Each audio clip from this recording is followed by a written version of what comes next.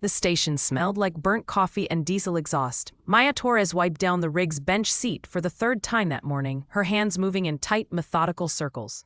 The vinyl squeaked under the pressure. Clean, sanitized, perfect. 10 feet away, voices echoed through the apparatus bay. "I'm just saying, upper body strength matters." Derek's voice carried over the hum of the fluorescent lights. Loud. Always loud. "You ever try lifting 250 off a bathroom floor with a woman half your size? It's physics, man." Laughter rippled through the day crew. Maya didn't look up. Her jaw tightened, but her hands kept moving. Gauze rolls aligned by size. IV kits checked and dated. Oxygen lines coiled without a single kink. She'd heard it before, would hear it again. Torres does fine with the old ladies. That was Jenkins, supervisor. 22 years on the job, 15 of them spent behind a desk. Nursing home transfers, psych transports. Plenty of calls for someone her size. More laughter. Maya's fingers found the small titanium ring on her right index finger. Military issue, worn smooth at the edges. She turned it once, twice. A habit, a grounding, then back to work. The rig was spotless. She made sure of it. Every morning, every shift. Because if they were going to doubt her strength, they wouldn't doubt her preparation. Her hands moved to the trauma bag, unzipping it with practiced ease. She pulled each item out, inspecting, counting. Needle decompression kit, hemostatic gauze, chest seals, tourniquets. Her fingers paused on the tourniquet. She tested the Velcro, checked the windlass. 3 seconds flat. Faster than protocol required. Faster than any 2-year county medic should know. She put it back and zipped the bag. Behind her, Derek was still talking. "I'm not saying women can't be medics. I'm saying there's a reason most of us are men. It's not sexism, it's biology." Maya closed her eyes, turned the ring, twice. Then she stood, slung the trauma bag over her shoulder, and walked past them without a word. Jenkins glanced at her as she passed. "You good, Torres?" "Yes, sir. Make sure you restock the linens. We're short." "Already done." He blinked, looked at his clipboard. She was right. She kept walking. Outside, the morning sun cut through the haze, warming the asphalt. Maya leaned against the side of the rig, arms crossed, eyes scanning the horizon. Quiet. She preferred it that way. Her phone buzzed. A text from her landlord about rent. She ignored it. The radio crackled inside the rig. "Medic 9, respond to 1247 Oak Ridge Avenue. Possible cardiac arrest. Bystander CPR in progress." Maya was moving before the dispatcher finished. She yanked the driver's door open, but Derek was already there, keys in hand. "I'll drive." "You get the bags ready." She stared at him for a half second, then climbed into the passenger seat without a word. He started the engine and pulled out, lights flashing, siren wailing. Maya's eyes tracked the route on the mobile data terminal, calculating distance. Time, probable presentation, 3 minutes out. Her breathing slowed, automatic, trained. She turned the ring, twice. The scene was chaos. A small ranch house, front door hanging open. A woman in her 60s stood on the lawn, sobbing, hands over her mouth. A neighbor knelt in the doorway, performing compressions. Wrong hand position, too slow. Derek grabbed the monitor. Maya took the airway bag and the AED. They moved. Inside, the kitchen smelled like bacon and coffee. A man lay on the linoleum, mid-60s, gray-faced, eyes half open. His chest rose and fell in irregular gasps. The neighbor looked up, panicked. "I don't know if I'm doing it right." Maya dropped to her knees beside the patient. "I've got him." Her hands found his sternum. She locked her elbows, leaned forward, and drove down. Smooth, rhythmic, perfect depth. 110 pounds, delivering textbook force. Derek fumbled with the AED pads, ripping the man's shirt open. "Pads on," he muttered. Maya kept compressions, counting silently. 30. She stopped. Derek triggered the rhythm check. The monitor beeped. Ventricular fibrillation. "Charging," Derek said. "Clear." Maya lifted her hands. Shock delivered. The man's body jolted. She resumed compressions immediately. No hesitation. Her eyes locked on his face, watching for color, for breath, for life. 30 seconds. His lips pinked. A gasping breath. She stopped, fingers pressed to his carotid. Pulse. Weak. Thready. "But there. We've got him back," she said quietly. Derek stared at her. That was fast. She didn't answer. Just started an IV line, smooth and clean. First try. Let's get him loaded. They packaged the patient, transferred him to the stretcher, and wheeled him out to the rig. The wife clutched Maya's arm as they passed. Is he going to be okay? Maya met her eyes. We're taking good care of him. The woman nodded, tears streaming down her face, at the hospital. They transferred care to the emergency department. The attending physician glanced at the monitor strip, then at Maya. Good work. Clean save. Thank you. Derek signed the paperwork. On the way back to the rig, he shook his head. That was lucky. Guy probably wasn't fully arrested. Maya climbed into the passenger seat, said nothing. Back at the station, Derek was already telling the story to the others. Yeah, we got him back. Timing was good. He wasn't down long. Jenkins nodded. Nice work. Adequate work, Derek corrected. Maya stood in the supply room, restocking the bags they'd used. Her hands moved quickly, efficiently. She heard every word. Her fingers found the ring, once, twice. Then she went back to work. The station kitchen smelled like stale coffee and microwaved food.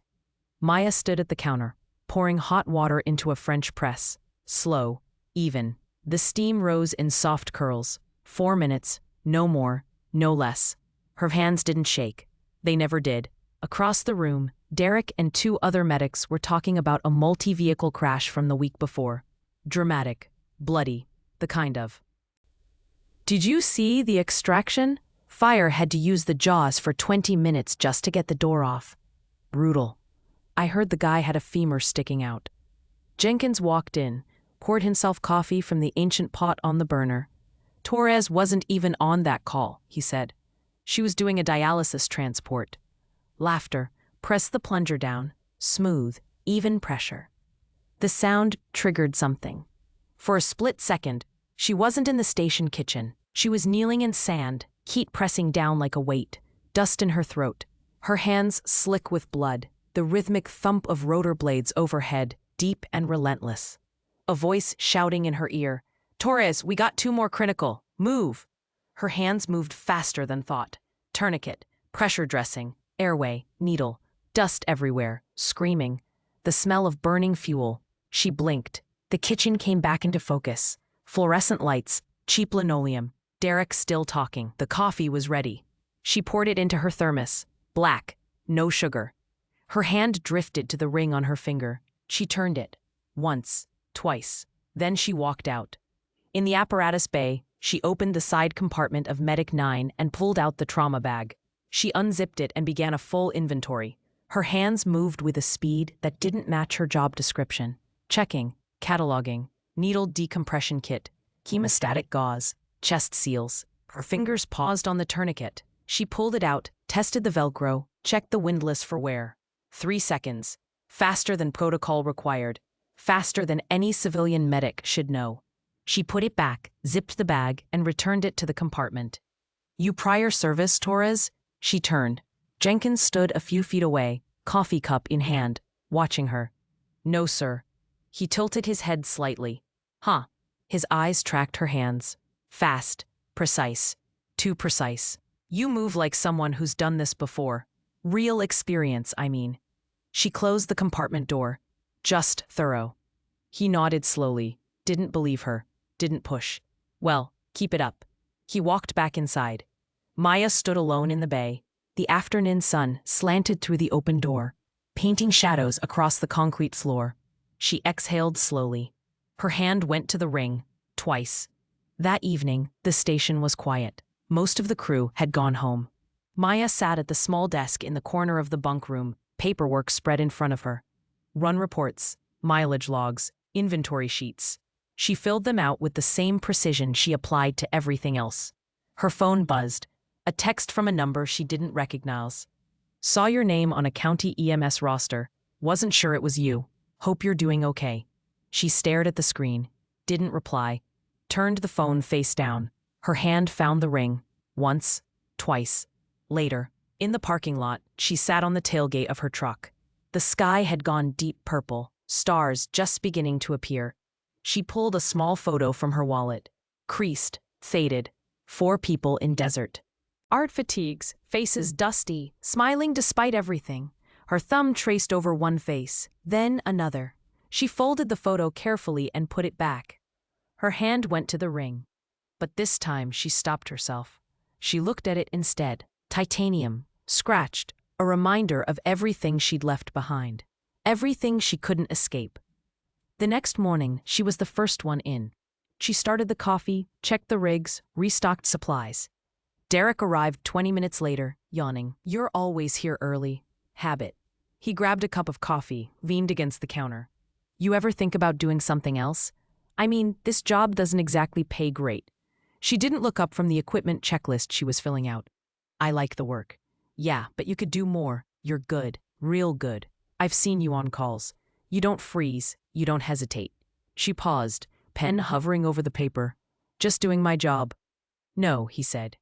"It's more than that." She met his eyes. He looked like he wanted to say something else, but he didn't. He finished his coffee and walked out. Maya sat alone. Her hand found the ring. She turned it once, then stopped. She stared at it for a long moment, then went back to work. That afternoon, they responded to a minor car accident. No injuries, just paperwork. While Derek talked to the driver, Maya checked the vehicle for hazards, fluids, sharp metal, broken glass. She moved around the car with a practiced eye, spotting things others missed: a slow fuel leak near the rear axle, a fractured strut that could collapse. She flagged fire personnel, pointed it out. They looked surprised. "Good catch." She nodded. Walked back to the rig. Derek climbed into the driver's seat. "You see stuff nobody else does." She didn't answer. He started the engine. "Where'd you learn that?" "Practice." He glanced at her. "Yeah, but what kind?" She turned the ring, twice, and said nothing. Back at the station, Jenkins called her into his office. "Sit down, Torres." She sat. He leaned back in his chair, hands folded. "I've been watching you. You've been here almost 2 years now. You're solid, reliable. But there's something about you I can't figure out." She waited. "You don't talk much. You don't socialize. You show up, do the work, go home. And you're good at the work. Real good." He paused. "But you're too good. Like you've done this somewhere else. Somewhere that wasn't a county ambulance." She kept her face neutral. "I trained hard." "I'm sure you did." He leaned forward. "But if there's something I should know, now's the time." She met his eyes. "There's nothing, sir." He studied her for a long moment, then nodded. "All right. Get back to work." She stood and walked out. In the hallway she stopped, pressed her back against the wall, closed her eyes. Her hand found the ring. She turned it once, twice, then pushed off the wall and kept moving. The call came at 9:14 in the evening. "All units, mass casualty incident. Highway 92 and Pembroke Road, multi-vehicle. Vehicle collision with entrapment, unknown number of patients, fire and police en route." Maya was already moving. She grabbed her gear, pulled on her jacket, and was in the rig before Derek finished his coffee. He climbed into the driver's seat, shaking his head. "Relax, we're third due." She didn't answer. Her eyes were different now, focused, still. Derek started the engine and pulled out, lights flashing, siren cutting through the night. Maya's hand went to the ring. Once, twice. The scene was chaos. 3 cars, one on its side, wheels still spinning. A sedan crushed between 2 SUVs, roof caved in. Glass scattered across the asphalt like diamonds under the floodlights. Smoke rose from one engine. The smell of gasoline hung heavy in the air. A woman stumbled in the road, blood streaming from her forehead, calling for someone named Jacob. 2 fire crews were working on the overturned vehicle, trying to stabilize it. The first due medic, a veteran named Collins, stood in the middle of it all, frozen. His radio hung loose in his hand, his face pale. Too many patients, not enough hands.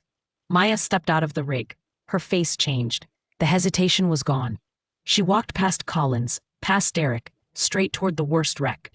A man was pinned in the driver's seat of the crushed sedan. Steering column pressed into his chest. His breathing was shallow, rapid, his face gray. Firefighters were arguing about how to approach the extraction without collapsing the frame further. Maya ducked under the doorframe and into the wreck. "Ma'am, you can't go in there." Quiet. Her voice was different. Command. Authority. She pressed 2 fingers to the man's carotid. Pulse weak. Respiratory rate 14. Diminished breath sounds on the left side. She watched his chest. Paradoxical movement. flail chest, probable tension pneumothorax. She didn't hesitate. I need a 14-gauge needle, now. Derek stared at her from outside the vehicle. What? Needle decompression kit, now. He didn't move. She turned her head, locked eyes with him. Move. He ran. Maya turned back to the patient. She opened his shirt, fingers finding anatomical landmarks with practice speed. Second intercostal space, mid-clavicular line. Her hand was steady. Derek returned, thrusting the kit through the broken window. She tore it open, prepped the needle. The firefighter next to her watched, eyes wide. What are you doing? Saving his life. She palpated the site once, then drove the needle in at a 90-degree angle. A hiss of pressurized air escaped. The man gasped. His chest expanded. Color returned to his face. The firefighter stared. Who the hell are you? Maya didn't answer. She was already moving to the next step. Get that door off in the next 60 seconds or we lose him. I need a backboard and collar ready. Derek, start a line, wide open, 2 liters normal saline. They moved, all of them. The firefighters attacked the door with hydraulic spreaders. Metal shrieked. The door came off. Maya stabilized the man's head and neck while they slid the backboard into position. Derek got IV access on the second try, hands shaking. She didn't shake. On my count, 1, 2, 3. They lifted together, smooth, controlled. The man was on the stretcher in under a minute. Maya rode in the back, one hand on his chest, eyes on the monitor. His oxygen saturation climbed, heart rate stabilized. At the hospital, the trauma team took over. The attending physician looked at the needle still in the man's chest, then at Maya. Who did the decompression? I did. He studied her face. Good work. That's what kept him alive. She nodded. Outside the trauma bay, Collins approached her slowly. Where'd you learn to do that? Training. Not county training. She pulled off her gloves, tossed them in the biohazard bin. Does it matter? He watched her for a long moment. Yeah, I think it does. She walked past him, back to the rig. Derek was waiting, leaning against the side door. That was not standard protocol. It worked. Yeah, but you can't just... He's alive. Derek opened his mouth, closed it. He looked at her like he was seeing her for the first time. Who are you? She climbed into the rig. I'm a medic. No, his voice was quieter now. You're something else. She closed the door. Her hand found the ring. She turned it once, twice, then stared out the window as Derek drove them back to the station. The next morning, word had spread. The firefighters talked about the medic who did a needle decompression in a crushed car. Collins told the story to anyone who would listen. Jenkins called her into his office again. You did a field decompression last night. Yes, sir. That's an advanced skill. We don't teach that in basic county protocols. It was necessary. He leaned forward. I'm not questioning whether it was necessary. I'm questioning where you learned it. She met his eyes. I read a lot. Reading doesn't give you hands like that. Silence, he sighed. The patient's stable. You saved his life. But people are asking questions, Torres. Let them ask. He shook his head. You can't hide forever. She stood. Am I dismissed? He waved her out. In the apparatus bay, she restocked the rig alone. Her hands moved automatically, replacing supplies, checking dates. But her mind was somewhere else. She pulled the photo from her pocket, looked at it. 4 faces. Dust. Smiles. She traced one face with her thumb, then put it away. Her hand went to the ring. She turned it once, then stopped, stared at it. The weight of the past pressing down. But she didn't take it off. She closed her hand into a fist and went back to work. 3 days later, Maya arrived for the morning shift. The station was quieter than usual. A few medics stood near the coffee maker, talking in low voices. They glanced at her as she walked past. She ignored them, poured her coffee. Black. No sugar. Jenkins was in the briefing room, going over call stats from the previous week. Maya sat in the back, half listening. Her coffee was, as already cold. She hadn't slept well. The call on Highway 92 kept replaying in her mind, not because it went wrong. Because it went right. Too right. She'd moved too fast, shown too much. Her hand drifted to the ring. She turned it once. The door opened. A man walked in, mid-30s, buzz cut, cargo pants, fitted jacket. He moved with a precision that didn't belong in a civilian EMS station. Military posture, confident stride. He scanned the room slowly, methodically. Then his eyes stopped. On her. Maya's whole body went still.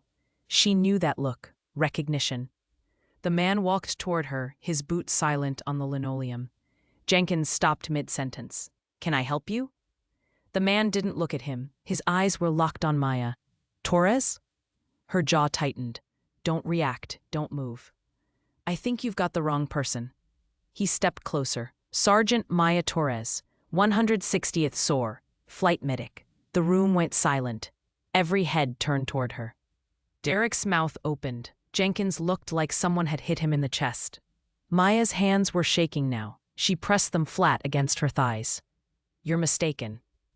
The man shook his head slowly. "I was Air Force PJ. We worked a joint op in Helmand Province, 2014. You pulled my teammate out of a burning Humvee after an IED. Third-degree burns, airway compromise. You intubated him in the field. No light, under fire." Her breath caught. She said nothing. "You had a ring," he continued, voice steady. "Titanium. You turned it twice before every procedure." Silence. Heavy. Crushing. Maya stared at the floor. Her throat tightened. "His name was Danny Ortiz," the man said quietly. "You saved his life." She closed her eyes. Her hand went to the ring. Once. Twice. Jenkins stepped forward. "Torres, is this true?" She didn't answer. The man extended his hand. "Alex Brennan, Master Sergeant, retired, and I owe you a debt I can't repay." She looked at his hand. Then at the faces around her. Everyone watching, waiting. Slowly, she stood and shook his hand. "Maya Torres." Her voice was quiet, but it didn't shake. Derek stared at her. "You were special operations?" She didn't answer. Brennan nodded. "One of the best combat medics I ever worked with." Jenkins looked between them. "Why didn't you say anything?" Maya pulled her hand back. "Because I left that behind." "Why?" She met his eyes. "Because I needed to." Silence filled the room. Brennan looked at her carefully. "I heard you got out after Kabul." Her face tightened. "I did. That was a hard deployment." They all were. He nodded slowly. "I'm not here to drag up the past. I just wanted to say thank you. Danny's still alive. He's got 2 kids now, because of you." Maya's throat closed. She nodded once. Brennan glanced around the room, then back at her. "You're doing good work here. Don't let anyone tell you different." He turned to leave, then stopped. "If you ever need anything, you know how to reach me." He walked out. The door closed behind him. The room was still silent. Jenkins crossed his arms. "Torres, my office, now." She followed him. Inside, he closed the door and gestured to the chair. She sat. He leaned against his desk. 160th SOAR. That's Night Stalkers. Special Operations Aviation. "Yes, sir." "Flight medic." "Yes, sir." "How long?" 6 years. He exhaled slowly. "And you've been here for 2 years, letting people like Derek talk down to you. Letting them put you on nursing home transfers." She said nothing. "Why?" She looked at her hands. "Because I didn't want to be that person anymore." "What person?" "The one who sees combat every day. The one who loses people." Jenkins was quiet for a moment.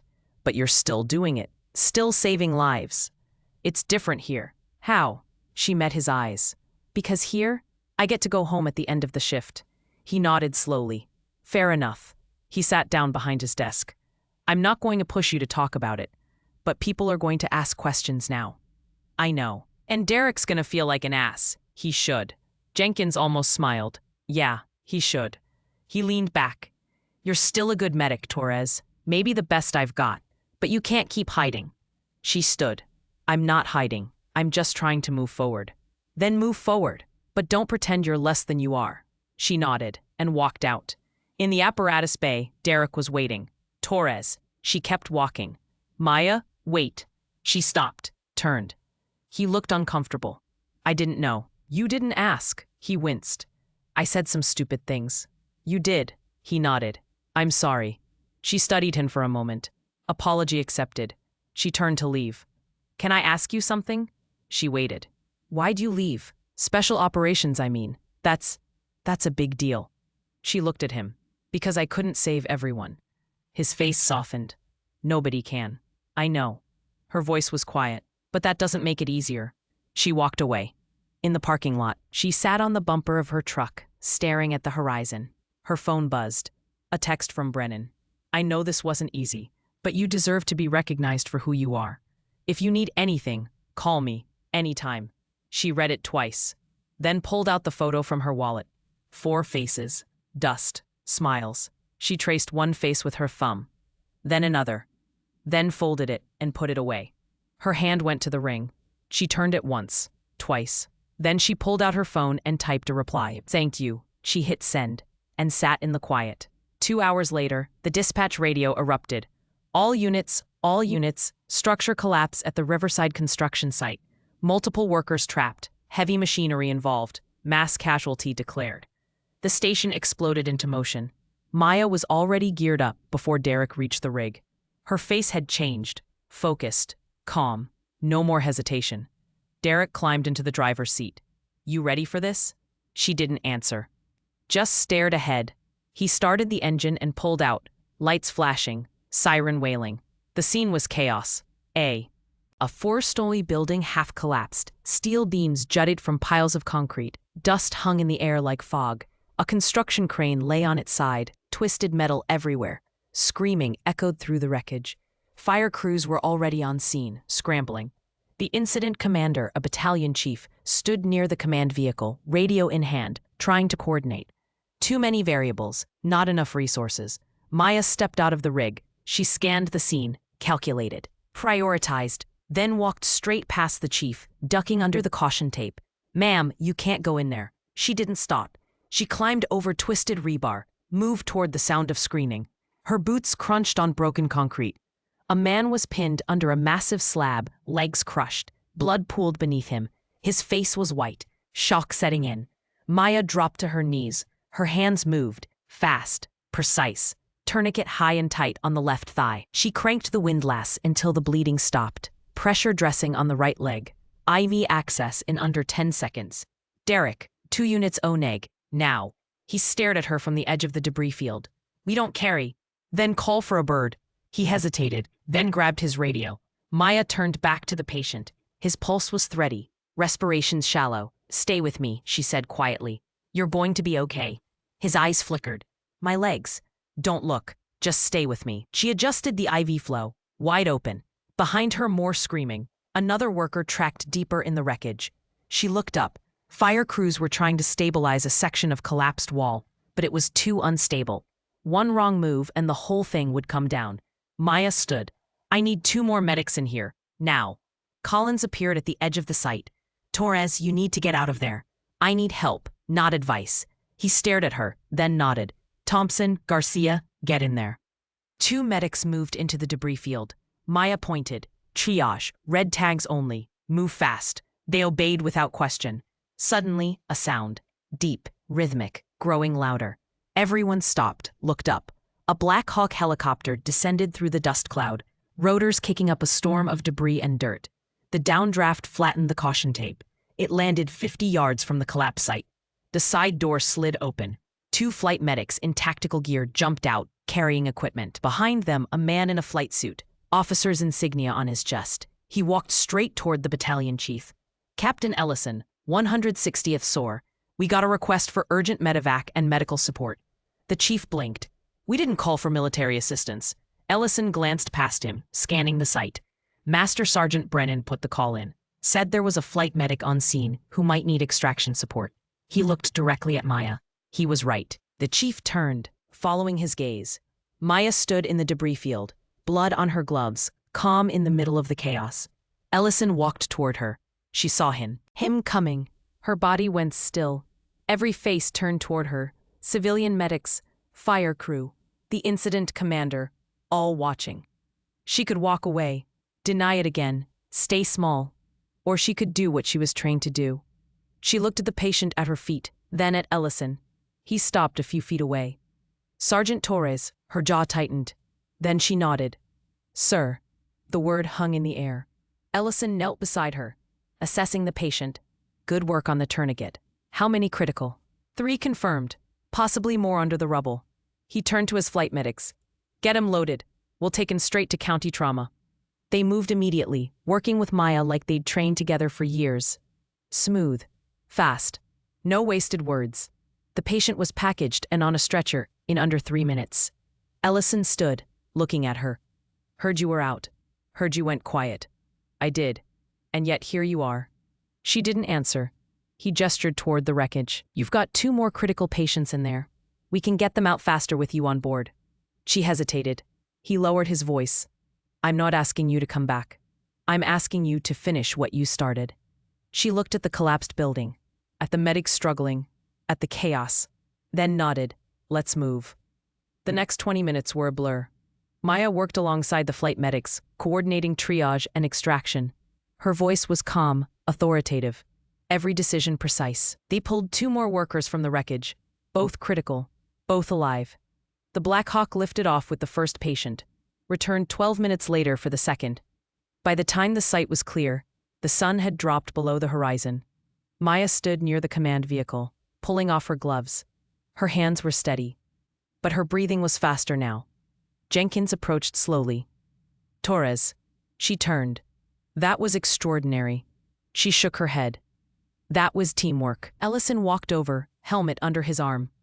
Your medic just coordinated a multi-casualty extraction under collapsed infrastructure.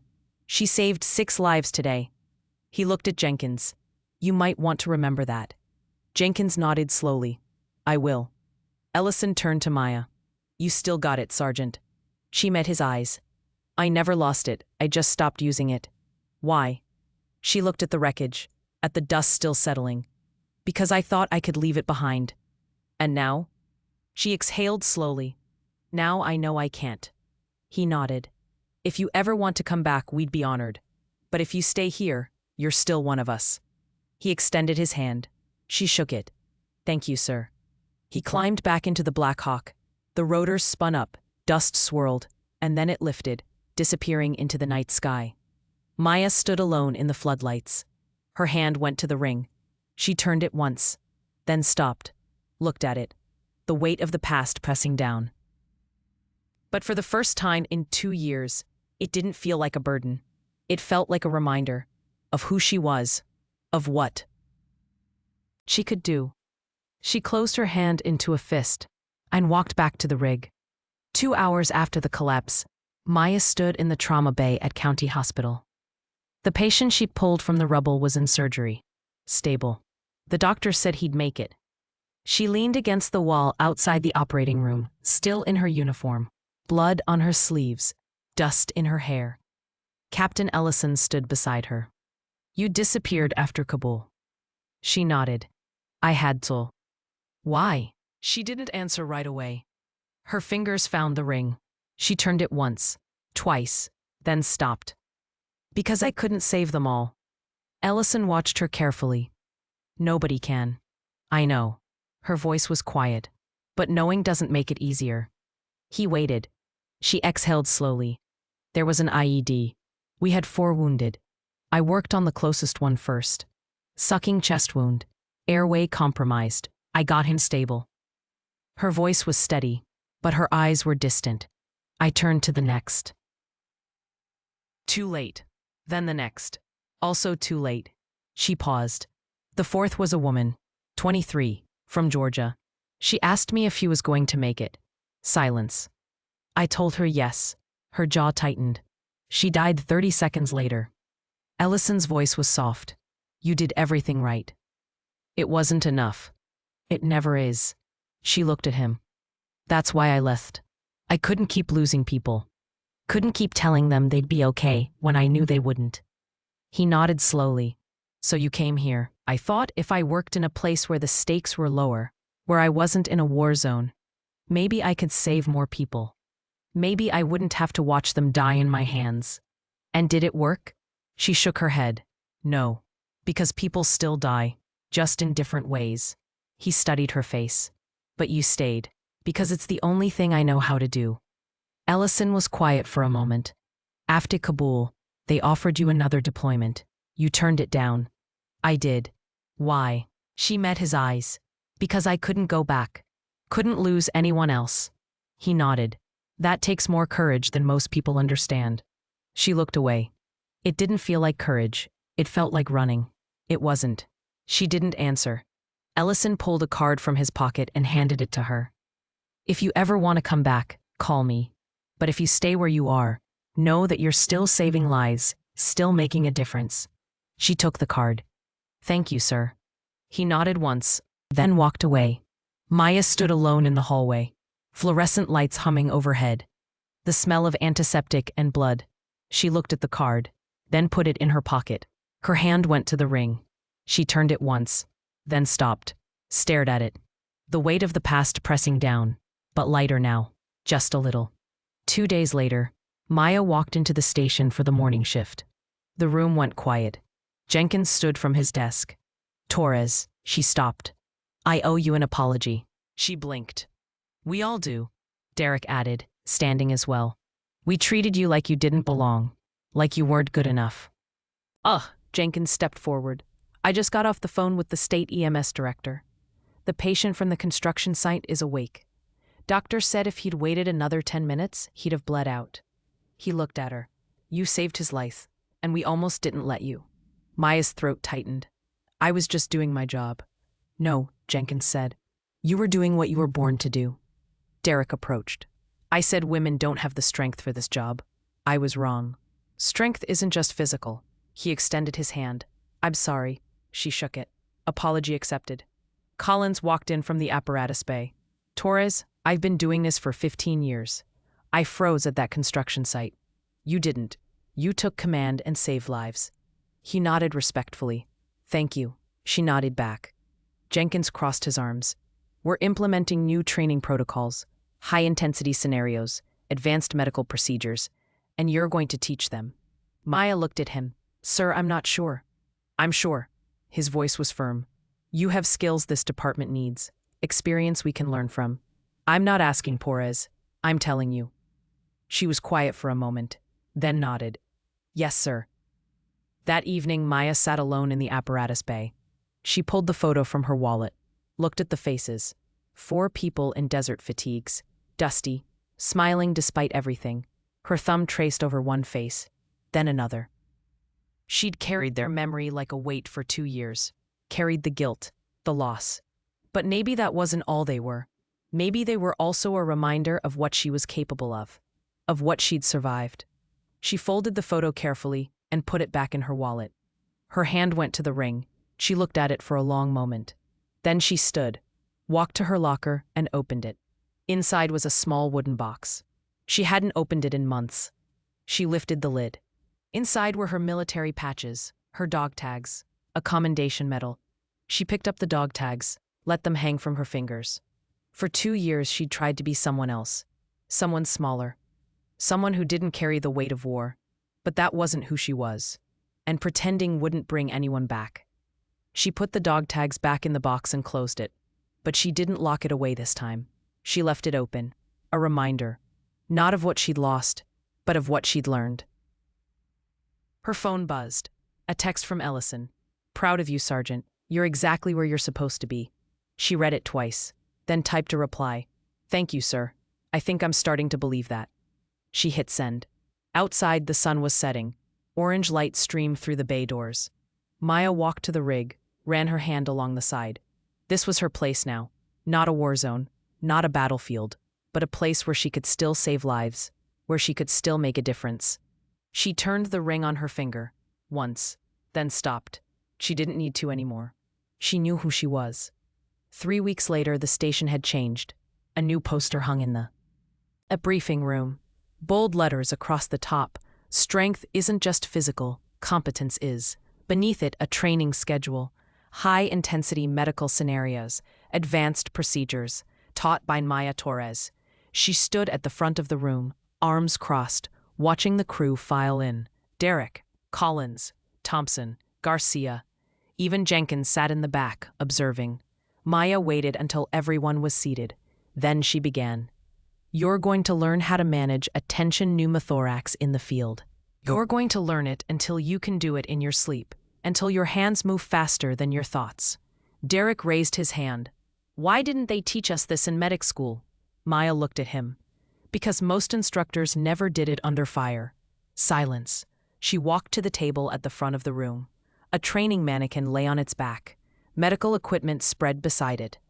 This procedure can save a life in under 60 seconds, but only if you don't hesitate. She picked up a 14-gauge needle. Hesitation kills. Doubt kills. You need to trust your training and move. For the next hour, she walked them through it, step by step, landmarks, technique, complications. Then she made them practice, over and over. Derek went first. His hands shook. "Relax," Maya said. "Breathe. Find your landmark." He did, slowly, carefully. "Good. Now drive it in, 90 degrees, confident." He hesitated. Derek, confident. He pushed the needle in. A hiss of air from the mannequin's simulated pleural space. "Better," she said. Again. By the end of the session, every medic in the room had performed the procedure 5 times. Collins approached her afterward. "That was the best training I've had in years." "Good, because next week we're doing surgical airways." His eyes widened. "Seriously?" "Seriously." He nodded, respect clear on his face. "I'm in." Over the following weeks, the station transformed. Maya ran scenarios twice a week. High pressure, high stakes. She pushed them hard, but they responded. Derek stopped making jokes about strength, started asking real questions. Collins deferred to her on complex calls. Even Jenkins began sitting in on her sessions, taking notes. One evening, after a particularly brutal training drill, Derek sat beside her in the apparatus bay. "I need to say something." She looked at him. "I was wrong. About everything. About you. About what makes a good medic." She waited. "You're the best medic I've ever worked with, and I'm sorry it took me this long to see it." She nodded. "Thank you." He stood, then paused. "Can I ask you something? Why do you still do this? After everything you've been through, why not just walk away?" She was quiet for a moment. "Because walking away doesn't change what happened, doesn't bring anyone back." She looked at the rig. "But showing up every day, saving the people I can, that means something." He nodded slowly. "Yeah, it does." A month after the construction site collapse, the county held a ceremony. The conference room at EMS headquarters was packed. Medics, firefighters, hospital staff, local officials. Maya stood in the back, uncomfortable in her dress uniform. The director of county EMS stood at the podium. "It's rare that we see someone redefine what it means to be a paramedic. Rarer still that we get to learn from them." He looked directly at her. "Sergeant Maya Torres, on behalf of this department and the lives you've saved, we want to recognize your service, both past and present." The room stood. Applause filled the space. Maya's throat tightened. She didn't smile, but her eyes softened. Jenkins approached, holding a framed certificate. "This is for exemplary service and life-saving actions. But more than that, it's an offer." He handed her the certificate. "We're creating a new position, lead field instructor. You'll oversee advanced training for the entire county, develop protocols, teach the next generation." He looked at her. "If you'll take it." She looked at the certificate, then at the faces around her. Derek, Collins, Thompson, Garcia, people who doubted her, dismissed her, now looking at her with respect.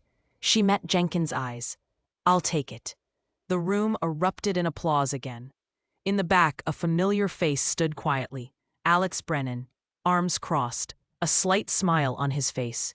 When Maya's eyes found his, he nodded once. She nodded back. He'd kept his word. Made the call that changed everything. After the ceremony, people lined up to congratulate her. She shook hands, accepted thanks, stayed calm. But inside, something had shifted. For 2 years, she'd tried to be invisible. Now she was standing in the light, and it didn't hurt as much as she thought it would. Outside, the sun was setting. Maya stood alone in the parking lot, looking at the certificate in her hands.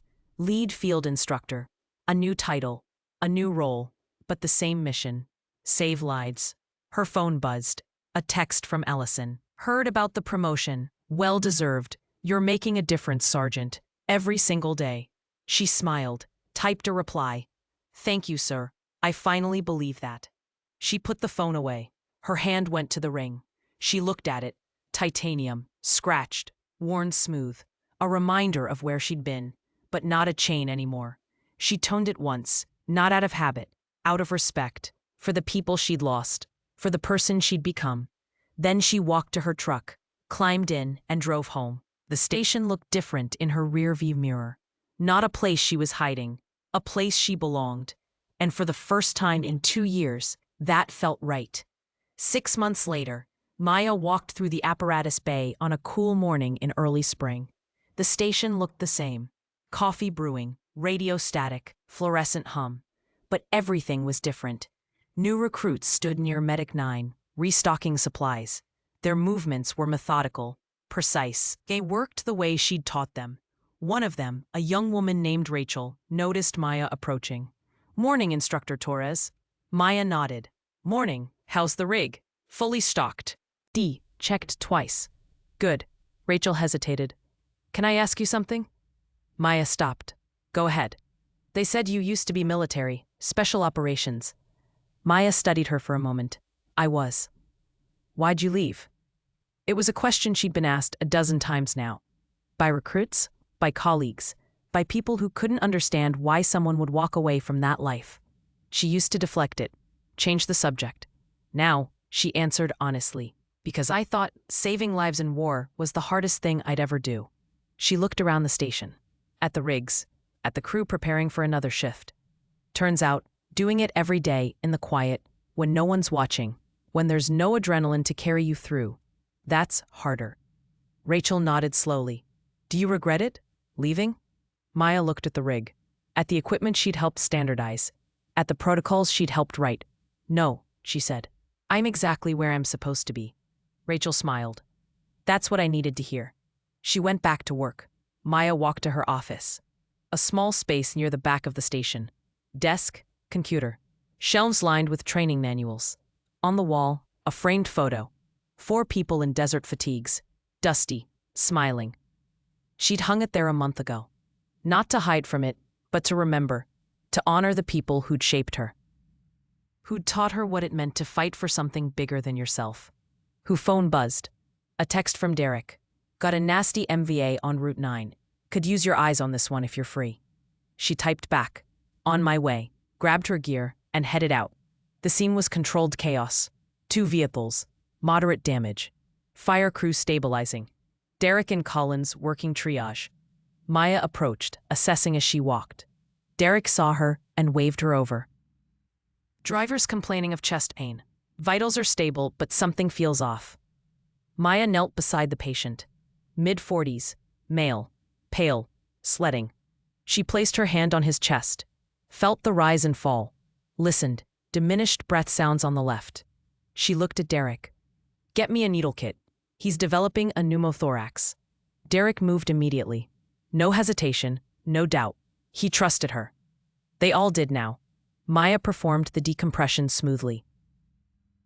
The patient's breathing improved within seconds. Collins watched from a few feet away. "You make it look easy." "It's not," Maya said. "It's just practice." She stood, pulling off her gloves. "Good catch, Derek. Another 20 minutes and this could have been critical." He nodded, pride clear on his face. Learned from the best. Back at the station, Jenkins called her into his office. "Sit down, Torres." She sat. He leaned back in his chair. "The State EMS Board wants you to present at their annual conference. Share your training protocols. Talk about your experience." Maya blinked. "Sir, I'm not sure I'm the right person." "You're the only person." His voice was firm. "You've transformed this department. Cut our critical care errors by 30%. Increased field save rates." He leaned. Ed forward. "People need to hear your story. Need to know that competence isn't about size or gender. It's about skill, dedication, refusing to quit." She was quiet for a moment, then nodded. "I'll do it." "Good," he smiled. "Because I already told them yes." She almost laughed. "Of course you did." That evening, Maya sat alone in the apparatus bay, watching the sun set through the open doors. Orange light painted the concrete floor. The air was cool, calm. Her hand went to the ring on her finger. She looked at it, turned it once, not out of anxiety, not out of habit, out of remembrance. For Danny Ortiz, who she pulled from a burning Humvee.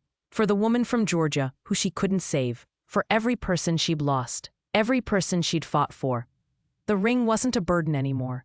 It was a bridge between who she'd been and who she'd become. Footsteps approached. Rachel, the young recruit, stood nearby. Instructor Torres? Maya turned. I just wanted to say thank you for everything you've taught us. Maya nodded. You're doing good work, Rachel. Keep it up. I will. She paused. Can I ask one more thing? Sure. How do you stay calm? When everything's falling apart, when people are dying, how do you keep going? Maya thought for a moment. You focus on what you can control, your hands, your training, the next step. She looked at Rachel. And you remember that every life you save matters, even if you can't save them all. Rachel nodded. Thank you. She walked away. Maya stood alone again. Her phone buzzed. A text from Alex Brennan. Heard you're speaking at the state conference. Danny and I will be there. Proud of you, Sergeant. She smiled, typed a reply. I'll see you there. She put the phone away, looked at the rig one more time, Medic 9. The same rig she'd cleaned obsessively 2 years ago. The same rig where she'd hidden, where she'd tried to be invisible. Now it was just a tool, a way to do the work she was meant to do. She walked to it, ran her hand along the side. The radio crackled inside. Medic 9, are you available? Maya climbed into the driver's seat, picked up the mic. Medic 9, in service. Copy that, stand by. She set the mic down, started the engine. The rig rumbled to life. She pulled out of the bay, into the fading light. The road stretched ahead. Unknown, uncertain. But she was ready. Not because she was fearless, but because she'd learned that courage wasn't the absence of fear. It was showing up anyway, every single day. The ring on her finger caught the light. She glanced at it, then back at the road, and kept driving. Strength isn't measured in pounds. It's measured in lives saved, in persistence, in showing up when no one believes you can, in refusing to quit when the world tells you you're not enough. Maya Torres had learned that the hard way, and now she was teaching it to others. One shift at a time, one life at a time, because that's what it meant to be a medic. Not a hero, just someone who refused to give up, no matter what.